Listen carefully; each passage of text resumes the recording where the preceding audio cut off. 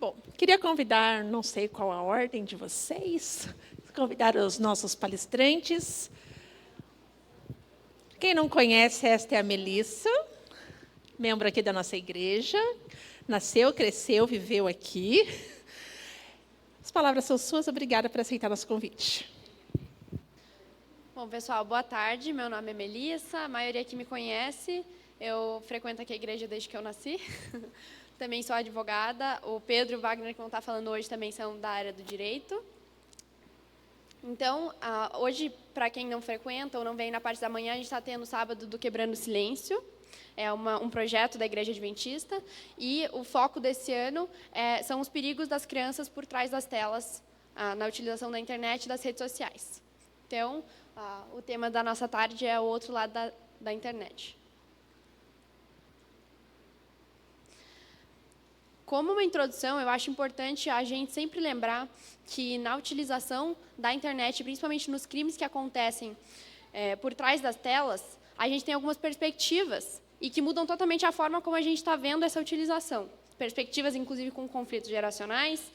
E a primeira perspectiva que eu queria falar com vocês aqui, eu acho que não sei se vocês vão conseguir ler, mas essa é uma pesquisa que acontece todo ano aqui no Brasil, no final do ano, então eu trouxe a mais recente para a gente dar uma olhada, que é do final de 2024 a 2025, a gente não tem ainda, e que analisa a utilização das crianças no Brasil da internet, dos 9 aos 17 anos. Essa pesquisa mostrou que das crianças aqui do Brasil, 93% dos 9 aos 17 anos têm acesso à internet, são usuários da internet. Além disso, de todas as crianças dos 9 aos 17 anos, 92% têm pais que também são usuários de internet. Isso vai entrar um pouquinho mais para frente no que a gente vai estar falando, é importante esse dado. A gente tem ali algumas informações por região, por área, por classe social, mas é importante a gente analisar também por idade. Das crianças de 9 a 10 anos, 89% são usuárias de internet. Dos 11 aos 12, 88%, e esse número só vai crescendo. Então, a gente vê que dos 9 anos em diante, que as crianças ainda são muito jovens, praticamente todas, aí se a gente fosse arredondar, 89%, praticamente todas as crianças já são usuárias de internet. Além disso, vocês podem se perguntar, a gente sabe que os cybercrimes, os crimes que acontecem online, eles não têm uma delimitação territorial. Eles podem acontecer onde quer que aquela criança esteja, mas onde quer que aquela criança tenha acesso à internet. Então, essa pesquisa mostrou também aonde que essas crianças têm acesso a esses aparelhos, a um celular, um tablet, um computador, e têm acesso à internet e aos desconhecidos, enfim. Essa pesquisa mostrou que praticamente 100% das crianças têm acesso à internet em casa, arredondando para não me prolongar aqui. Praticamente metade das crianças têm acesso à internet na escola e no deslocamento ali, crianças de classe A e B têm 74%, C 44% e vai caindo um pouquinho. Só para a gente ter uma noção de onde é que essas crianças estão sujeitas a ter contato com esses criminosos na internet. E o que as crianças buscam na utilização da internet? A gente tem que entender que muitos dos adultos que estão assistindo a gente aqui hoje, eles vieram de um contexto onde eles cresceram, formaram seu caráter, sua personalidade, sem a utilização da internet e das redes sociais, e é muito diferente das crianças que nascem hoje em dia já imersas nesse meio. As crianças de hoje em dia, com seus 7, 8 anos, já têm ali os joguinhos, onde elas já têm conversas em chats de Roblox, de Minecraft, etc. Não é muito o meu universo, mas a gente sabe que tem. Um pouco mais velhas, elas já baixam um TikTok, que é a rede social que todas as crianças usam, um Snapchat, aí vão para o Instagram. Então, muito novas, elas já crescem. Então, a personalidade delas, o caráter delas, e é um meio de socialização muito diferente de como é para nós adultos. Então, na internet, as crianças buscam status, a gente sabe que tem uma distorção da realidade, que nós adultos conseguimos discernir melhor que só é postado o lado bom da vida, quando as coisas estão boas, as crianças não têm essa facilidade de discernir. A gente sabe que, para elas, a popularidade também é muito medida pelas redes sociais, por uma curtida, um seguidor. A gente sabe que, às vezes, coisas que para nós não significam nada, o Wagner vai falar um pouquinho mais sobre isso para frente, mas, às vezes, um emoji, um comentário que para a gente parece uma coisa inofensiva, para as crianças é uma coisa muito significativa, porque elas crescem nesse meio. É todo um universo diferente para as crianças e adolescentes que têm como seu meio de socialização a internet. Óbvio, utilizam para entretenimento também, assim como nós. Ali era a imagem de uma série, acho que o Wagner vai falar também um pouquinho mais para frente, então não vou me prolongar sobre ela. Mas é uma série que também é adolescência, talvez alguns de vocês tenham assistido, que retrata um crime que acontece, uma menina encontrada morta, E, ao longo da investigação, se descobre que tudo foi causado por interações dessas crianças e adolescentes na internet. É muito interessante. Enfim, vou deixar mais para frente.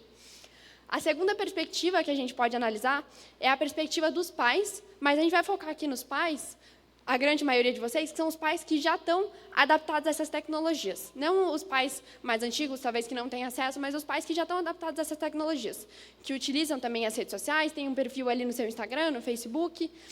Mas esses pais que já estão adaptados à tecnologia, eles utilizam para entretenimento, para comunicação, para manter contato com um familiar que mora distante, com um amigo que mora distante. E dentro dos pais que utilizam a internet, a gente tem algumas análises. A gente tem a análise de como os pais têm protegido as suas crianças dentro da utilização da internet. Então, a gente viu que 92% das crianças têm pais que são usuários de internet. Então, tem pais que entendem o que está acontecendo, provavelmente seguem o filho ali no perfil. E a porcentagem de pais que olham o celular para ver o que a criança está fazendo ou com quem está falando é de só 61%. Ali tem as porcentagens por idade, a gente pode ver que quanto mais nova a criança, maior a porcentagem de pais que olham, e esse número vai caindo. Mas a gente pode ver que 61% é muito pouco, se a gente analisar que a gente está falando de crianças de 9, 10, 11, 12, crianças muito novas. A porcentagem de pais que coloca regras para usar o celular, que seria o mínimo, digamos assim, de crianças que não têm nem idade para ter um perfil na rede social. A gente tem que lembrar que a idade mínima para ter perfil em redes sociais aqui no Brasil é de 13 anos. No Instagram, no Facebook, enfim, em todas as redes sociais. Então, quando a gente está falando de crianças que não têm nem idade para ter um perfil na rede social, a gente espera que, no mínimo, elas teriam regras. E a gente pode ver que ali o número geral de todas as idades é 51%. Nas crianças de 9 a 10 anos, só 70% dos pais colocam regras para o celular. Crianças que acabaram de aprender a ler, escrever, e 30% não tem nem regras para a utilização do celular. Nas crianças de 11 a 12 anos, 68%, e assim vai caindo. Por último, a porcentagem de pais que deixa a criança sem usar o celular por um tempo, seja uma regra do sábado, que não vai usar no sábado, ou por um castigo de uma nota baixa, ou, enfim, por um detox para passar tempo em família, só 30% dos pais, em geral, deixam os filhos por um tempo para se desintoxicar, realmente passar tempo fora da tela, seja com a família, seja para aprender, seja para estudar. Só 30% dos pais impõem essa regra para os filhos, é um número muito baixo. Entrando aqui num problema que tem sido muito discutido ultimamente, com esses vídeos e todas essas discussões que têm acontecido na internet, a gente tem um termo que surgiu nessa segunda perspectiva dos pais, que é o outro lado. São os pais que misturam a sua paternidade com o compartilhamento na internet. E surgiu esse termo sharenting. Sharenting é a mistura de share com parenting, paternidade com o compartilhamento. São pais que basicamente transformam a vida dos filhos desde muito pequenos em conteúdo, em monetização, em visualizações. E aí a gente tem um exemplo que é um dos mais polêmicos aqui do Brasil, é a Virgínia, muitos aqui provavelmente conhecem. Ela tem mais de 60 milhões de seguidores. A gente pode arredondar aí praticamente 20% da população do Brasil, se a gente fosse dizer assim. É um número muito grande, e desde que as filhas dela estavam na barriga, elas já têm um perfil criado pelos pais, e esse perfil vocês podem ver ali que tem quase 7 milhões de seguidores. O perfil está privado, o perfil está escrito ali monitorado pelo pai e pela mãe. Não faz diferença nenhuma. Eles com certeza não sabem quem são esses 7 milhões de seguidores, muito menos o que vão fazer com essas imagens, com essas fotos. Então, assim, são pais que expõem fotos diariamente das filhas fazendo tudo, com roupas de banho, na praia, em momentos íntimos, em família, que não tem nenhum problema, mas também não tem a necessidade de expor, e a gente não sabe como é que isso vai ser visto por terceiros. Aconteceu uma polêmica esses dias também, onde essa famosa, o filho dela estava internado, e ela postando tudo. O filho entubado, postando o filho entubado, postando 1000 fotos, e do nada ela desapareceu por 24 horas, dando a entender que teria acontecido alguma coisa com o filho. Botou na foto de perfil do Instagram dela a foto do filho entubado, como se fosse um luto, e ficou fora das redes sociais por 24 horas. Isso causou um engajamento enorme, que ela não tinha há anos, porque todo mundo achou que tinha acontecido, que o filho tinha vindo a óbito no hospital, e daí, depois de um dia, ela aparece dizendo que estava tudo bem, que o filho estava saudável, enfim, tudo vira engajamento. Esse é um dos principais exemplos que a gente tem. Esse é um outro exemplo, que é a Bel para Meninas. É uma mãe que criou um canal no YouTube, junto com a filha, quando a filha tinha cerca de 5, 6 anos, e elas começaram a fazer vídeos normais, nenhum problema, nenhuma adultização, vídeos de criança. Só que, ao longo dos anos, foi se percebendo que essa filha estava muito insatisfeita, que ela não queria estar fazendo isso. Ao ponto de começar investigações policiais mesmo, atrás da família, enfim. E hoje em dia a filha não faz mais conteúdo com a mãe, mas foi um típico caso de exploração infantil que aconteceu. E hoje em dia essa menina já tem cerca de uns 17, 18 anos e ela posta vídeos aí no seu perfil normal das redes sociais, dizendo quantos prejuízos ela sofreu por esse sharing, que era a mãe que misturou a maternidade dela com o compartilhamento, e a filha tinha uma exposição que ela não optou por ter, enfim, e foi tirada dela a autonomia de escolher se ela queria ter uma vida privada, se ela queria ser uma figura pública, se ela queria essa exposição. É um outro caso muito famoso que a gente tem. A terceira perspectiva é a perspectiva dos terceiros, e, no caso, os autores dos crimes que a gente vai estar discutindo mais para frente com eles. São os terceiros que, óbvio, muitos dos 60 milhões que seguem aquela mãe, por exemplo, muitos são bem intencionados, querem acompanhar a vida, gostam do conteúdo da família, gostam dos pais, que são famosos, enfim, mas a gente não sabe quantos ali vão estar utilizando aquele conteúdo para o mal. Tem uma pesquisa que eu vi essa semana, estudando para a nossa palestra, e é um número muito chocante. De todos os conteúdos apreendidos de grupos de pedofilia e de pornografia infantil, 60% de todas as fotos e vídeos são conteúdos postados pela própria família ou pelas crianças. São conteúdos normais, que a gente posta no nosso Instagram, que eu posto uma foto da minha prima, que vocês postam uma foto do filho, do irmão, e a gente não vê nenhum mal, mas 60% dos conteúdos apreendidos são conteúdos que a própria família postou. Uma avó, você posta para a parente que mora fora do país, vê para ter contato, mas a gente não sabe. Eu vi também uma psicóloga falando essa semana, uma coisa que é muito interessante, é uma reflexão boa. Se a criança não tem contato, não tem permissão para ter um perfil nas redes sociais com menos de 13 anos, por que os pais expõem a criança sozinha nas redes sociais com menos de 13 anos? Fazer um perfil na rede social ou no próprio perfil da mãe, ficar postando fotos e vídeos da criança sozinha? Uma foto de família são outros 500, mas para que você ficar postando foto da criança sozinha se ela não tem idade para estar naquela rede social? Então, não tem por que estar expondo ela individualmente naquela rede social e expondo a vida da criança. Aí são algumas notícias de alguns problemas que vêm ocorrendo por essa exposição. Então, plataforma de inteligência artificial usa imagens de crianças brasileiras sem autorização.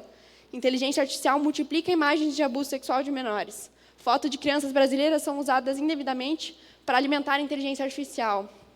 E aí vai, são alguns problemas da exposição que, às vezes, a própria família, de bom coração, né, enfim, não tem nenhuma má fé nisso, mas acabam provocando. Só por último, antes de passar para frente, um dado sobre esses terceiros na internet. Como que as crianças têm acesso a essas pessoas mal intencionadas, a esses criminosos na internet? Como que acontece esse contato? Bom, a gente pode ver ali a porcentagem de crianças que já tiveram contato com alguém na internet que elas não conheceram pessoalmente, provavelmente nunca vieram a conhecer. 30% das crianças. 30% das crianças, provavelmente, que a gente conhece no nosso dia a dia, porque são praticamente todas as crianças do Brasil na pesquisa. Então, 30% das crianças já tiveram contato com alguém que elas não conhecem pessoalmente, não sabem se era, de fato, com quem eles estavam falando, quem estava por trás da tela. A gente tem ali também o dado por idade. Então, de 9 a 10 anos, 9% das crianças têm acesso. As crianças de 9 a 10 anos não têm noção nenhuma do que estão fazendo, de com quem estão falando. 9% têm contato com pessoas que não conhecem na internet. As crianças de 11 a 12, 18%, e esse número vai crescendo até ali os 15 a 17 anos. E quais são os meios que esses desconhecidos entram em contato com as crianças? Nas redes sociais, 15%, em aplicativos de mensagem instantânea, WhatsApp, 14%, em sites de joguinhos, 9%, e-mail, 4%, e em salas de papo 4%. Essa foi uma contextualização do panorama geral, de como os criminosos entram em contato com as crianças. E agora, para falar especificamente dos crimes propriamente, eu vou chamar o criminalista do grupo, Pedro. Pessoal, boa tarde. Vou tomar a liberdade de subir aqui para conversar, tá?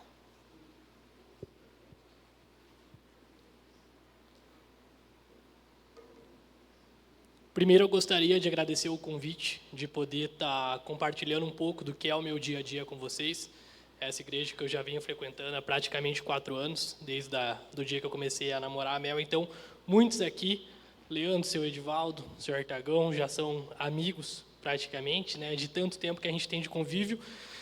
E quando a gente recebeu o convite para expor um pouco dessa situação, do que as crianças passam nas redes sociais, a primeira conversa, a primeira discussão que a gente teve foi: o que a gente deveria falar e o que a gente deveria deixar de fora dentro de uma palestra que aconteceria numa igreja, considerando que alguns termos, alguns assuntos, por vezes, não vão se encaixar no contexto que a gente está aqui. Só que a conclusão foi muito rápida. Inclusive, eu acho que eu comentei com o seu Edivaldo há pouco, e ele falou rapidamente a mesma coisa. Independente do local, assuntos como esse não tem como se ter muito pudor no que vai falar, porque pior do que deixar algum assunto de fora para evitar algum constrangimento é deixar de compartilhar uma informação que pode ser vital para evitar que uma situação volte a se repetir eventualmente com alguém da nossa família ou com alguém que a gente conheça. Então, por fim, agradeço o convite, tá? Para quem não me conhece, tirando esse que eu comentei, eu me chamo Pedro Floriani Burda, eu sou advogado criminalista, e eu queria começar falando o seguinte: a Melissa, ela expôs ali os meios em que criminosos entram em contato com crianças, com jovens, por meio da rede social. E eu queria citar alguns crimes que eu, na minha prática, tenho visto com um pouquinho mais de recorrência. E ali eu coloquei a exploração sexual, o cyberbullying, o crime de pornografia infantil, extorsão, falsidade ideológica e aliciamento infantil. Apesar desses estarem listados, tem um que me chamou a atenção quando eu vi pela primeira vez, porque eu achei que não fazia muito sentido sequer o nome dado a essa tipificação penal, que se chama estupro virtual. E aí, agora, já entrando nesse tema, não tem como a gente fugir muito de palavras ou comentários desagradáveis quando se trata de tema de violência infantil. O crime de estupro, a gente conhece e tem a noção dele naquela modalidade comum, presencial, mediante violência, grave ameaça, para conseguir um interesse a um terceiro interessado. E a primeira vez que eu vi o nome estupro virtual, eu fiquei me questionando que devia estar errado. Ou, às vezes, era um entendimento, um estudo que estavam investigando e não. Essa tipificação, sobre o que ela trata? As redes sociais, a implementação, essa nova geração, ela está tão imersa às redes sociais que a própria legislação já vem se adaptando para alcançar novos tipos de crime. Então, existiam crimes que não tinham tipificação. O juiz ele não conseguia punir efetivamente a prática daqueles crimes porque a legislação não estava adaptada às novas gerações. E essa, por exemplo, é um exemplo de atualização que foi feito para conseguir punir efetivamente os malfeitores. Então, eu vou citar o exemplo prático para entender o que é. Que seja uma menina, uma menor de idade, entra no Instagram e começa, por meio das redes sociais, como a gente viu que é o meio de maior porcentagem que essas pessoas entram em contato, a conversar com um terceiro que ela não conhece, que ela nunca viu, e esse terceiro ganha a confiança dela. Esse terceiro começa a pedir uma foto aqui, uma foto ali, e essa menina, dada a confiança, começa a mandar fotos. E nas notícias a gente viu, hoje em dia, a gente não precisa mandar fotos efetivamente nus para alguém, porque a inteligência artificial, ela também pode ser utilizada por esses malfeitores para fazer edições. Então, que seja, pegou uma foto, editou na inteligência artificial e mandou para a menina e falou assim, ó, a partir de agora, eu quero que você me mande um vídeo assim, fazendo isso. Ou eu quero que você me mande uma foto assim. E se não me mandar, eu vou compartilhar nas minhas redes sociais essa foto sua aqui editada. E quando que alguém vai acreditar que aquela foto ali pode ser editada ou não? Quando que alguém vai ver que aquela foto não é real? E essa pessoa, diante de uma ameaça, começa a fazer ações para satisfazer as vontades desse terceiro. Então, este é o primeiro comentário. A legislação já vem se adaptando aos novos mundos, à nova geração, a essa imersão de rede social, porque antes se falava que a internet era um braço da realidade, que a internet era algo que nos auxiliava no dia a dia. Hoje a internet ela não se limita a isso, a internet é um mundo à parte. Existem crimes específicos cometidos na internet, existem ações específicas na internet, como a gente estava conversando ali até com a minha mãe que está presente aqui hoje, ela estava assistindo uma palestra e comentou um comentário que ela ouviu, que era assim, se você tem coragem de deixar o teu filho na internet sem supervisão, você teria coragem de deixar ele numa rodoviária sozinho? Ou como a Mel comentou, num shopping sozinho? Por quê? Porque a internet hoje não é só um local de contato, de comunicação, de conexão. É um meio de venda, é um meio de comércio, divulgação, publicação, e a gente não consegue ter a dimensão do que as pessoas estão submetidas a partir do momento que abrem aquele aplicativo, a rede social. E agora eu queria começar a citar alguns casos práticos que eu vivenciei e alguns outros que eu peguei de exemplo para mostrar o quê? Por vezes a gente vê notícias, a gente vê manchete e a gente não entende que aqueles fatos podem acontecer conosco, com o nosso filho, com a nossa família, com o nosso vizinho, nosso parente, porque ele está numa boa escola particular, porque ele tem uma boa estrutura familiar, porque ele tem uma boa condição financeira, porque eu oriento ele dentro de casa a não falar com estranho, porque ele sabe de tudo isso. Nem sempre vai ser o suficiente. Então, além dessas notícias aqui, eu queria comentar 2 casos, que para mim assim foram os 2 primeiros casos que eu peguei que envolviam menores em internet que me marcaram. Tinha uma menina, tá, por volta dos seus 14 anos de idade, de família boa, aqui de Curitiba, colégio particular, que ela, sempre no Instagram, sem supervisão dos pais, o Instagram bloqueou a conta dela, não sei o motivo. Ela, sem avisar os pais, foi na internet e procurou contato de hackers, de pessoas que pudessem desbloquear o Instagram dela. E ela, por conta, entrou em contato com essa pessoa e o cara falou assim, não, eu desbloqueei o teu Instagram, me manda um Pix aí e me manda essas informações. Aí, nesse momento, ela passou o quê? Login, senha, a conta do Instagram, o nome, e o cara, de fato, desbloqueou o Instagram dela. Só que, junto com o Instagram, ele teve acesso à nuvem do celular dela. E com a nuvem, ele teve acesso às fotos do celular dela. E isso foi um caso que eu atuei. E aí, o que ele fez? Ele pegou uma foto que era uma menina nova ainda, daqui a pouco mandou para a mãe ou mandou para a amiga uma foto mais íntima. E ele fazia o quê? Ele abria um perfil privado no Instagram, postava a foto, mandava mensagem para ela seguir essa conta, e quando ela seguia e via o que tinha sido publicado, ele falava assim, se você não me mandar X na minha conta, eu vou abrir o perfil e vou começar a seguir teus amigos. Ela se tornou refém desse cara, dessa pessoa, desse malfeitor, por um bom tempo, até o dia que a mãe percebeu. A mãe viu que a filha já não estava bem, a mãe viu que a filha estava nervosa e ela sempre teve total autonomia para mandar Pix, para ver as redes sociais sozinhas. Quando ele percebeu, quando a mãe percebeu a situação, ainda dava tempo de ajudar. Mas imagina o sofrimento que essa menina passou, tá? Um outro caso, que até não tem relação com os crimes que estão aqui, mas que eu acho importante citar para a gente ver como realmente o mundo da internet é um mundo à parte. Uma menina também, que procurou o escritório em que eu trabalhava, disse que tinha um namorado no antigo colégio, começou a namorar muito nova e terminou, e o término não foi bom. Esse menino, junto com outros amigos, criaram um perfil falso no Facebook, colocaram o nome dela, a foto de perfil dela, e começaram a fazer publicações, já incitando ali, daqui a pouco, um bullying, fazendo coisas para provocar. Só que tudo nunca havia sido divulgado, porque sempre eram coisas muito bobas. E agora, não sei se vocês vão se recordar, no início do ano teve o Campeonato Paranaense, e num jogo entre Curitiba e Atlético, o zagueiro do Atlético, Léo Pelé, foi vítima de uma ofensa racista no Facebook. Aí printaram o comentário, printaram o rosto, printaram o nome, grupo de WhatsApp. Começaram a jogar em grupo de WhatsApp. E de quem que era o rosto, de quem que era a foto? Dessa menina que não era dona do perfil do Facebook.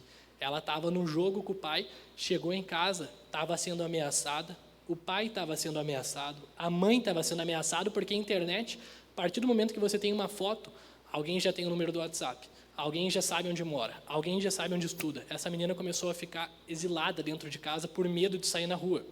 Aí o que teve que fazer? Ir até a delegacia, fazer o boletim de ocorrência, deixar o celular e entregar todos os documentos dela para que fosse feita uma perícia para encontrar o IP de quem foi o responsável pela criação do Facebook.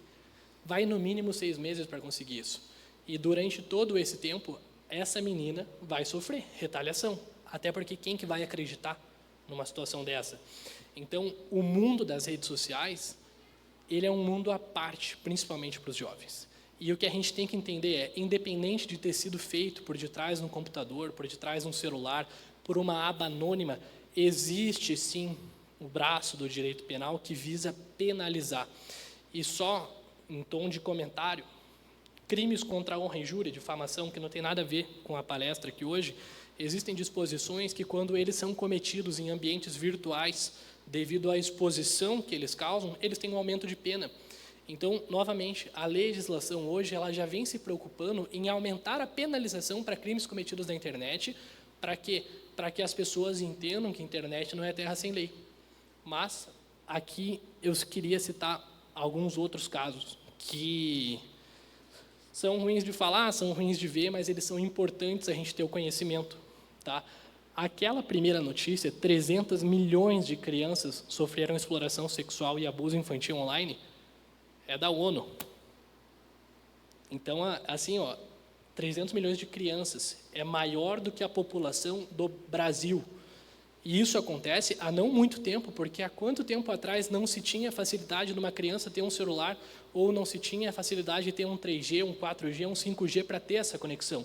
Então, esse dado da ONU, ele é mais alarmante ainda, por quê? Porque ele não iniciou uma contagem há tanto tempo atrás, isso tudo é muito recente. Investigação do Ministério Público do Ceará termina com prisão de suspeita de estupro virtual contra adolescente. O caso que eu comentei. Isso aqui não foi há muito tempo atrás, 13 de maio de 2025.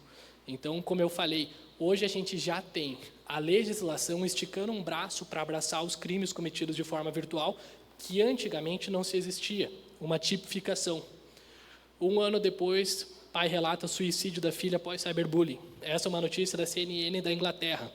Uma menina que começou, por questões pessoais dela, né, outras pessoas criaram perfis na internet para começar a incitar ódio, para incitar o suicídio.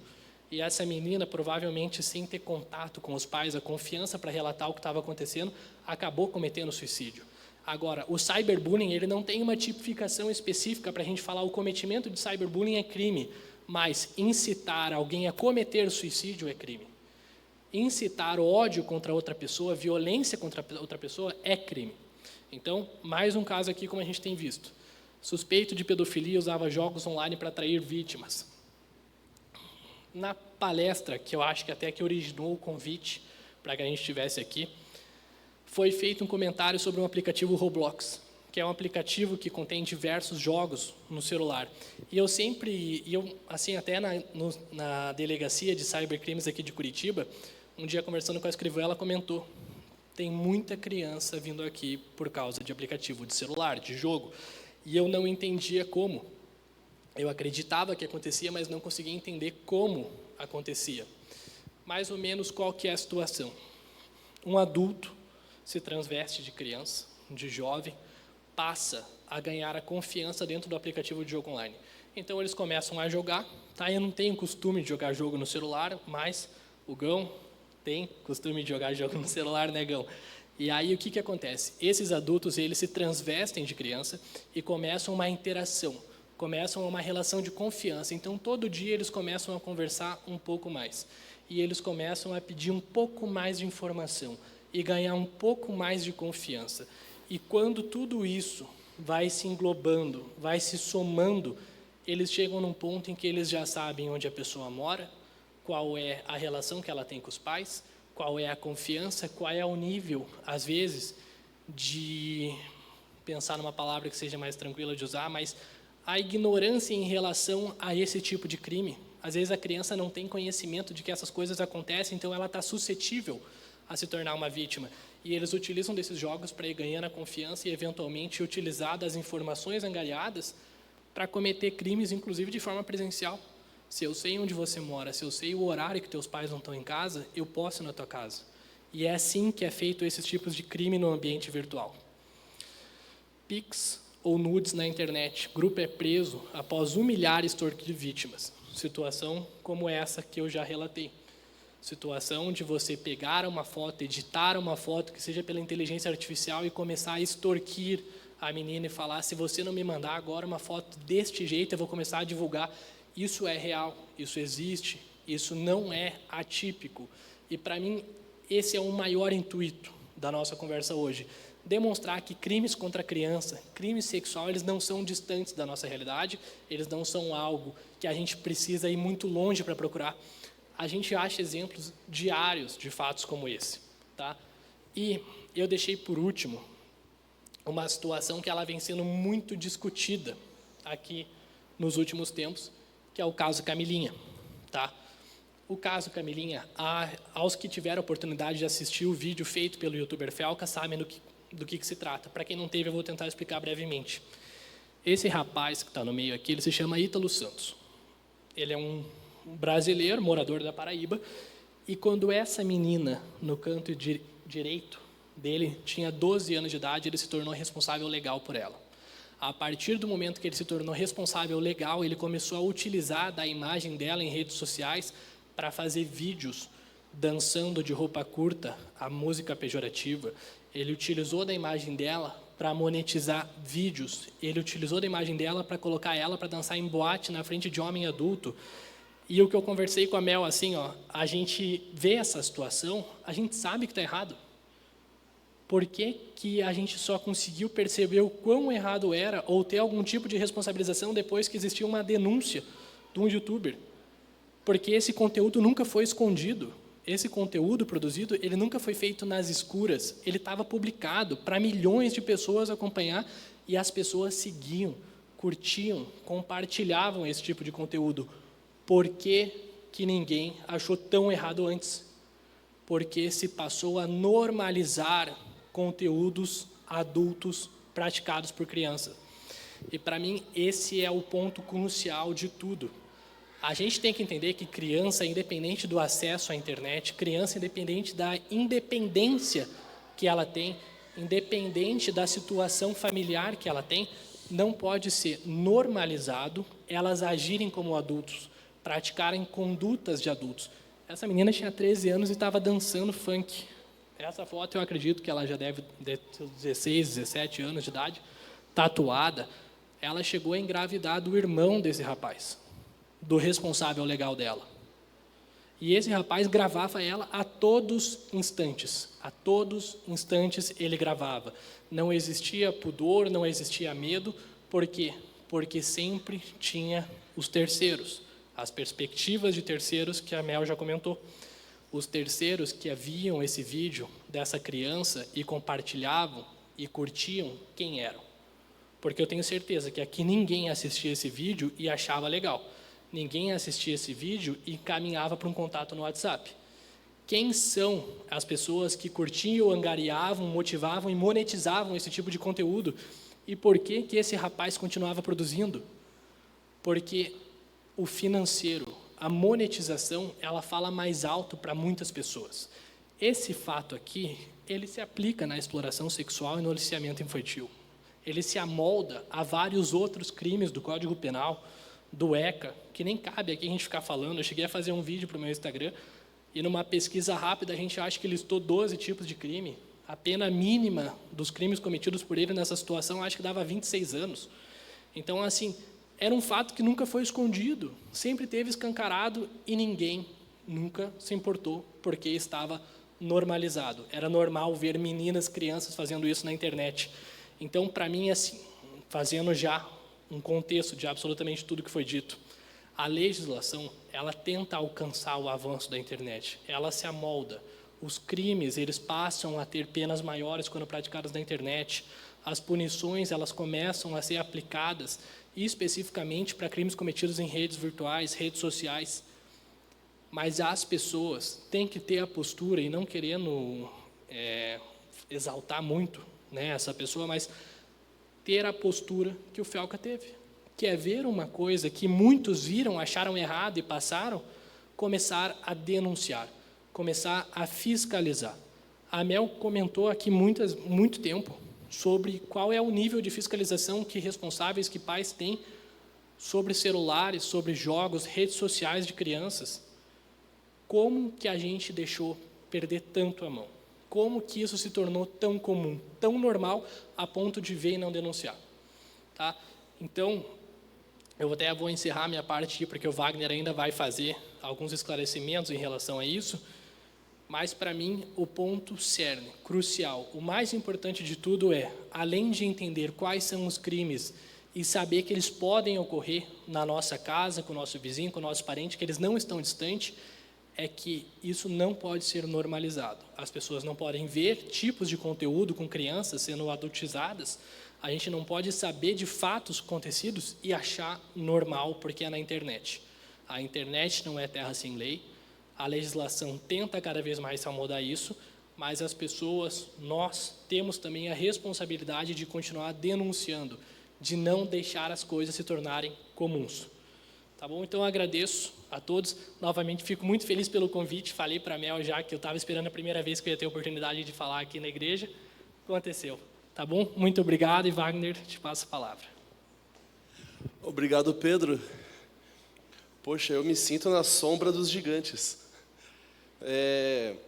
Ser bom de nota é uma coisa, ser inteligente é outra coisa, mas ser comprometido é uma coisa muito destacada.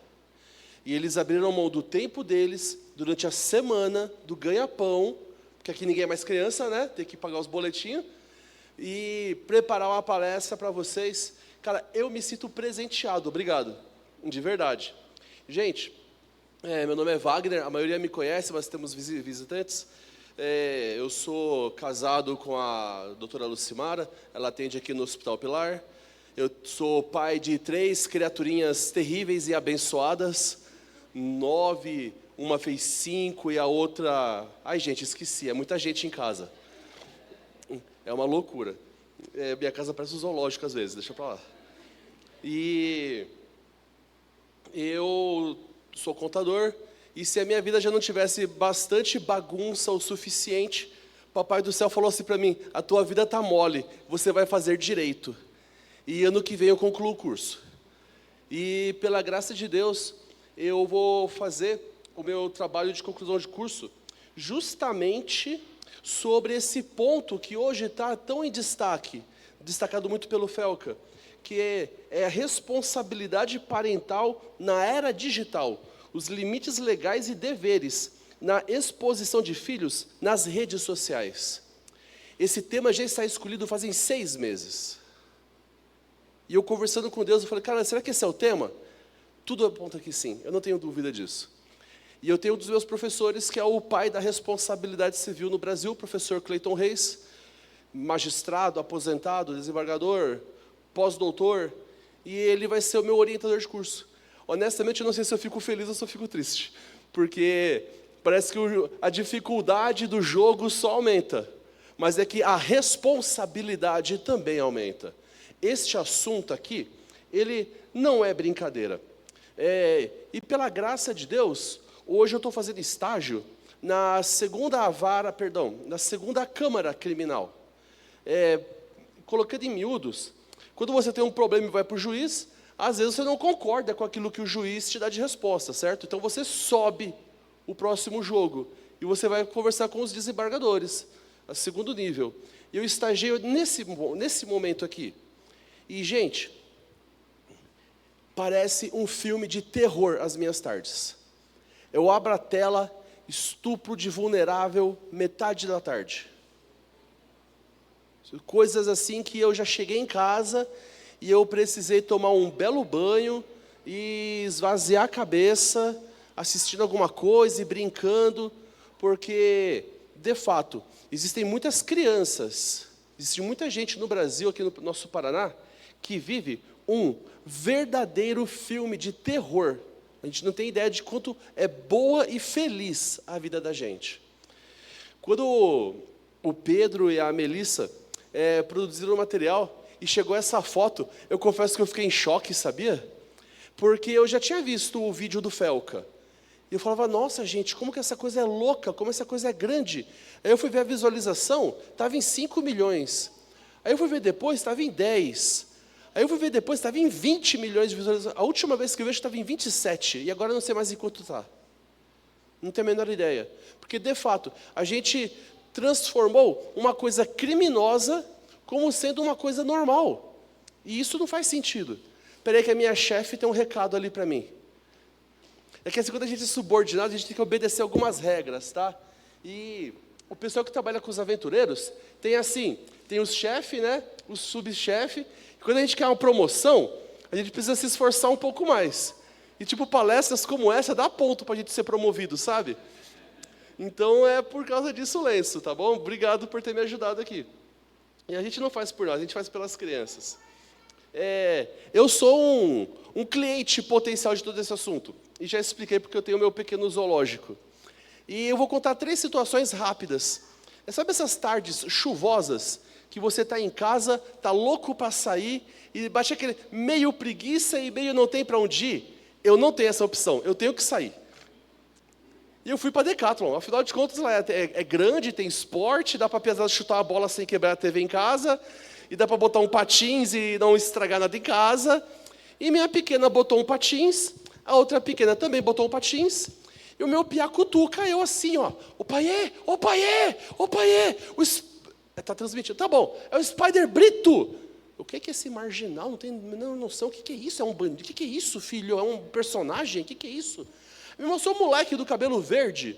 Eu fui lá, meu filho todo animado, mas introvertido. Eu peguei, vem aqui, moleque. Ou é você que é o cara? Pá, cumprimentei, me apresentei, conectei ali uma ideia com ele e tal. Estava ele, mais um colega e mais um assessor. Um assessor. Aí, ele, no meio do bate-bola, vi minhas meninas andando de patins pela Decathlon, tocando terror, derrubando coisas, atropelando gente. E o cara pediu, eu posso gravar um vídeo com as meninas? Eu, bem de boa. Antes disso, ele já tinha falado o seguinte, eu posso dar uma chuteira pro teu moleque? Nossa, mano, é lógico. De graça, até injeção na testa, duvido que você não ia querer. E seu piá, pode fazer umas 3 embaixadinhas? Tadinho, o piazinho não fez. Mas a chuteira ele ganhou. E ele viu as gurias tocando terror. Andando, eu posso andar com elas e gravar? Sim, pode. 2 milhões de visualizações, um vídeo de 15 segundos. 2 milhões. Um primo meu lá de um canto do outro lado do país. Ô Wagner, é tuas filhas? É. Eu nem sabia disso.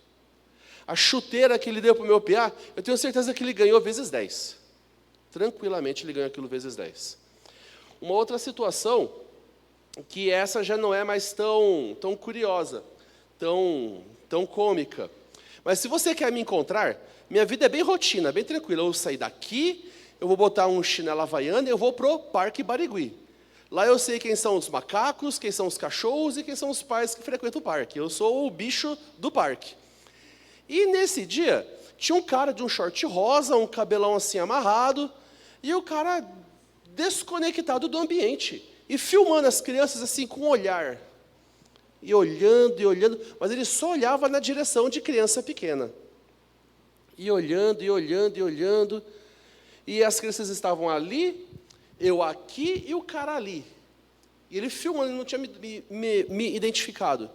Aquilo me incomodou. Porque você sabe quando o sujeito está olhando aleatório e quando o sujeito está olhando fixo. E com um celular. Olhando e apontando. Eu não me intimidei.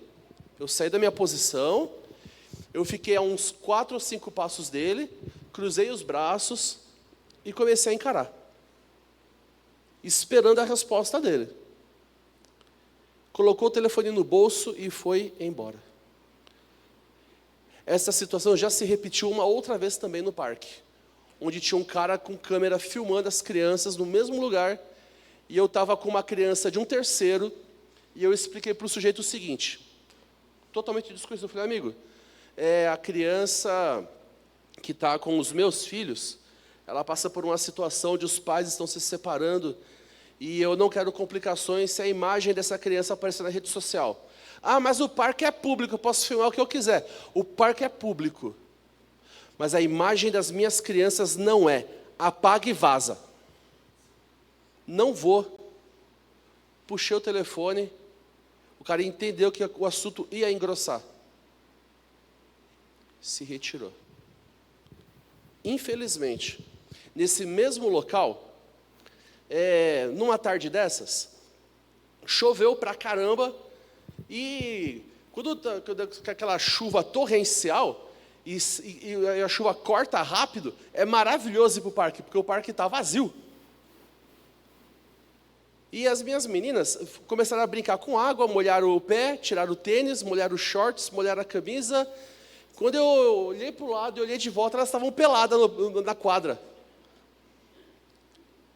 E eu, totalmente inocente, tranquilo, um momento de pura alegria, vendo ele inocente, brincando na pocinha d'água ali do parque, eu tirei uma foto e eu coloquei no Facebook. Totalmente inocente. A Sirlene Capace me encontrou aqui na igreja e falou: Wagner, o que você tem na cabeça que você publicou aquela foto? Sabe quando você faz a maior burrice do mundo e você se toca de repente? Eu de imediato peguei aquela foto e apaguei. Mas eu me recordo que naquela foto havia assim uma movimentação ali entre curtidas e comentários. Eu nem abri para olhar. A primeira ação não foi querer a curiosidade de olhar, mas foi de excluir aquela foto. E quando a gente olha para o que acontece hoje na mídia, no mundo, e a gente tem séries como essa, da série Adolescência, que foi produzida pelo Netflix, você toma um choque. E o seu choque vem da onde? O seu choque vem que é uma família normal, um pai trabalhador, uma mãe que cuida da família e um garoto que está em plena segurança no quarto. Eu vou dar um spoiler, ou não dou? Problema de vocês, se quiser assistir depois. O Piazinho, ele resolve matar uma colega de escola. Mas como que uma criança de uma família normal, quadradinha, tradicional, decide e comete um homicídio? O fato é que, Mateus, infelizmente eu não sou bom de fazer PowerPoint, eu já fui melhor. Se você conseguir fazer uma mágica e fazer esse treco ficar grandão na tela, o que está lá em cima nem importa muito, tá bom? Mas as figurinhas que a gente tem no WhatsApp é o que mais importa aqui. É claro que hoje nós somos, eu posso falar, nós somos, incluindo vocês mesmos, todos nós somos ignorantes digitais, frente a uma geração que nasceu conectada. Eu já peço ajuda para os meus filhos para fazer alguma coisa no celular. Quando você vê que em alguma conversas de Roblox, conversas de, enfim, diversos aplicativos que existem, caracteres como esses, não é aleatório, não é sem querer, não é procurando a essência do que significa. Quando você vê milho, significa pênis, pêssego, nádegas, cerejas, seios, manga, genitais femininos. Ovo também é outro significado, gotas. Gente, eu me sinto constrangido de ter que ler isso daqui. Pode subir, por favor. Quando a gente junta as duas figurinhas, do para frente e mais um ok, é ato sexual com penetração. A outra de baixo também. A mãozinha com o legume da berinjela, masturbação masculina. Isso aqui já está catalogado para ser localizado e identificado pelas redes sociais. Diabinho, excitação, desejo, avança. Se não tem mais embaixo, vai ter no próximo slide. Masturbação feminina, sexo oral, isso aqui é uma linguagem totalmente clara para um adolescente. Se você acha que está ainda por dentro do que acontece nas redes sociais, digo para você que você está 1 quilômetro atrás na corrida. O que eu olhava como pirulito, hoje eu já enxergo totalmente diferente. Pode subir, querido. E pode ir para o próximo slide também. Berinjela, enfim. Aí vocês vão falar, Wagner, você está louco, você tirou isso da sua imaginação. Não. A Polícia Federal da Austrália já catalogou, e aqui são as diversas referências que eu comprovo que o que eu estou falando para vocês não é besteira. O que você conhece de língua portuguesa, ou o que você conhece de inglês, está ultrapassado. A nova geração tem uma nova comunicação, tem sim um novo idioma, eles são fluentes, nós somos ignorantes, e eles tomam sim decisões baseadas em caracteres. Próximo. Opa, eu acho que eu fui o culpado aqui. E agora, quando a gente vai agora para um nível um pouco mais baixo da conversa, aqueles que transformam as nossas crianças em mercadorias, em objeto de desejo, os pedófilos. Se você vê um queijinho e mais aquela fatiazinha de queijo, aquilo é claro, é pornografia infantil. Um pedófilo olha para isso e avança, como alguém que está seguindo uma placa numa estrada. Boy Love, essa espiral, eu peguei numa outra fonte também, existe um triângulo em espiral, azulzinho também, pequenininho, tremidinho assim, é atração sexual por meninos pequenos.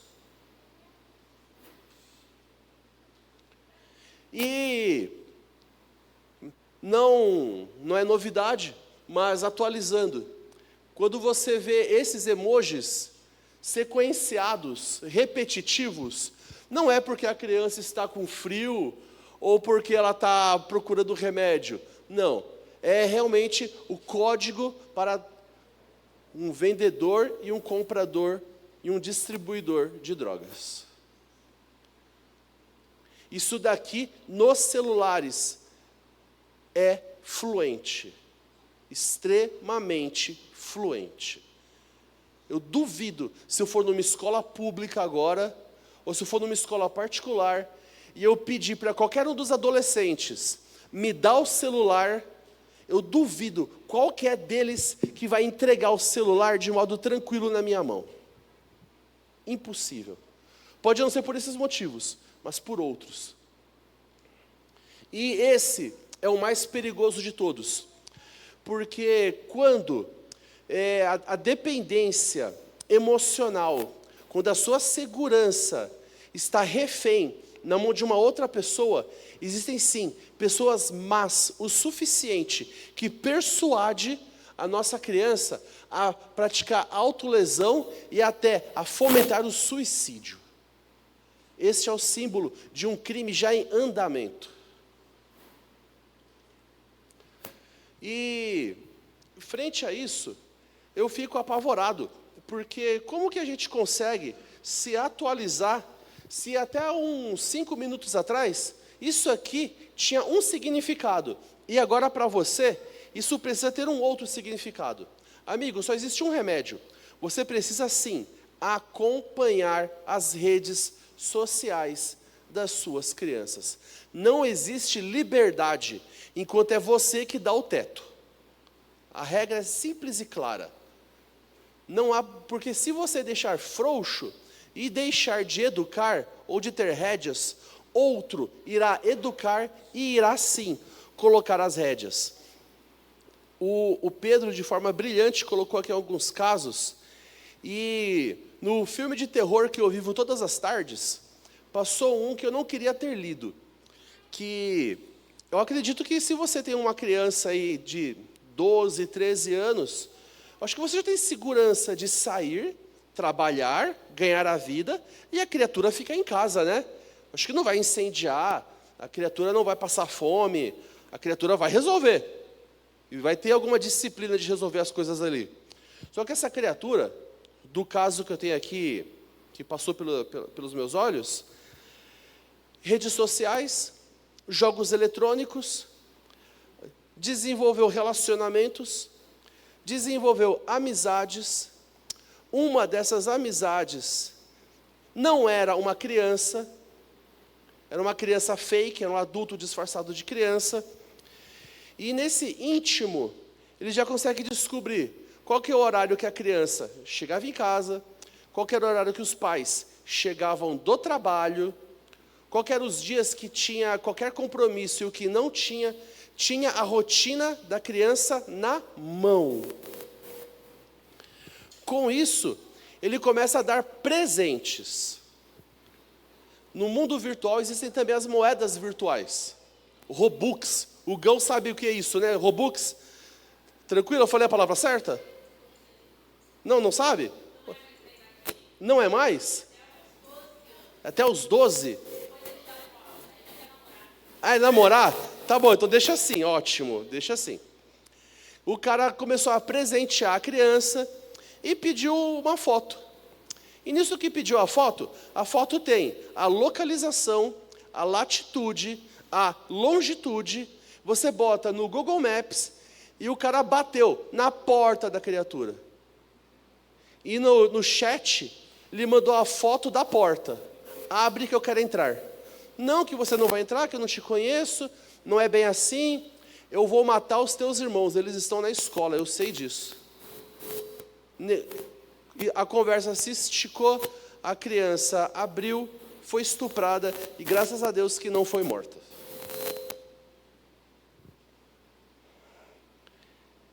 Eu preciso tomar fôlego quando eu termino de falar. Essas coisas para mim é absurdo. Eu não consigo. O Pedro, que é criminalista, tem minha admiração. Ele tem mais força emocional do que eu. De verdade. Trocar? Som? Obrigado. E quando a gente lida com essa nova realidade, que está assim, fluente, quente e vibrante, debaixo dos nossos olhos, o que a gente faz? Você pode não concordar com o que eu vou falar agora, e você tem essa liberdade. Mas pelo menos quando eu era pequeno, os meus pais falavam assim: filho, não vai para a rua, tenha cuidado com fulano, com ciclano, com beltrano. Hoje o grande perigo é se ele está trancado em casa há muito tempo na tela. Trancado muito tempo na tela, eu já parei para olhar e eu perguntei: mas quem que é essa pessoa com quem você está conversando? Meu filho, não sei, mas ele é muito legal e todo dia nesse mesmo horário ele está aqui. Debaixo do meu olho. Eu ainda tento cuidar um pouco, mas o fato é que a gente precisa sim de ajuda, a gente precisa sim, frente a situações como essa. Graças a Deus no Paraná nós temos uma polícia que cuida de crimes virtuais, e ela é muito, muito efetiva em resultados. Então, Disque 100 é obrigatório você conhecer, você ter isso na sua agenda. O SaferNet Brasil, para crimes online, inclusive pedofilia. Polícia Federal, existe já também delegacias especializadas em crimes cibernéticos. Sim, o mundo real ofereceu um certo, vou chamar assim de quantidade de tipos de riscos. Hoje, o mundo virtual também oferece, e de modo muito mais poderoso. Porque enquanto você acha que a criança está segura, na verdade a criança está sendo aliciada. Mas eu não quero terminar. Acho que volta um. Eu não quero terminar a nossa conversa com um tom sombrio. Eu quero terminar a nossa conversa com um tom de carinho, com um tom de afetividade, com um tom de você poder se sentir abraçado. E eu confesso para vocês que eu não sou nem sequer perto de um pai exemplar. Na verdade, eu deitei muitas vezes chorando, triste, com a certeza de que naquele dia eu fiz uma coisa errada que estava patente aos meus olhos e eu não tive energia suficiente para mudar aquela situação. Mas a gente não pode julgar, a gente não pode criticar, isso é muito fácil. Também não aceite julgamentos, críticas, porque julgar, criticar é muito fácil. Estender a mão e ajudar é que é diferente. Aqui, nós temos, graças a Deus, um clube de aventureiros que auxilia as crianças pequenas. Nós temos um clube com desbravadores, que são os nossos jovens, juvenis, o pessoalzinho maior. E em todos esses desafios que a paternidade não nos convida, mas nos exige, precisa ficar muito claro para vocês que precisamos seguir a linha de ensinar o que é certo, ainda que doa. Fazer o que é certo, ainda que seja contra a corrente cultural. Ensinar antes que outro ensine. Educar antes que outro eduque. É inevitável que você vá cometer erros. Eu cometo, diariamente. Mas se tem uma coisa que, quando eu leio na Bíblia, me conforta muito, é que quando eu vejo que tem um cara lá como o Davi, que escreveu o Salmo 23, bem bonito, o Salmo 91, Salmo bem bonito, ele foi um pai bem ruim. É um anti-sermão? Quase. Não é o que eu quero. Mas uma coisa é muito clara, apesar das nossas falhas, apesar das nossas fraquezas, a gente precisa acreditar que existe um Deus que cuida da nossa vida, que nos dirige e que as lutas que a gente não consegue lutar, Ele é capaz de lutar por nós, se a gente entregar a nossa vida nas mãos dEle. Eu queria encerrar junto com você agora, fazendo uma oração para agradecer a Deus por esse tempo e pedir a você gentilmente que fique em pé e compartilhe as informações que aqui nós aprendemos. Vamos orar. Querido Pai, muito obrigado, porque o Senhor nos ajudou a termos esta reserva de tempo, de qualidade, de modo apropriado, com um assunto tão relevante, tão urgente e que atinge a cada uma das nossas famílias. Por favor, Deus, dá-nos forças frente a estes ataques, que às vezes a gente nem sabe de onde vem. Quando a gente percebe, já existe um desastre em andamento, mas que o Senhor sempre possa cuidar das nossas vidas. Deus, eu te agradeço de modo especial pela Melissa e pelo Pedro, que de forma tão gentil cederam o seu precioso tempo para estar conosco aqui. E também agradeço ao Senhor pelas pessoas que aqui estão presentes e pelas pessoas que nos acompanharão nas redes sociais, que elas possam sentir que no Senhor existe solução, certeza, confiança e dias melhores. Assim nós oramos, agradecemos e entregamos a nossa família em Tuas mãos. Em nome de Jesus, amém. Muito obrigado e uma boa tarde a todos.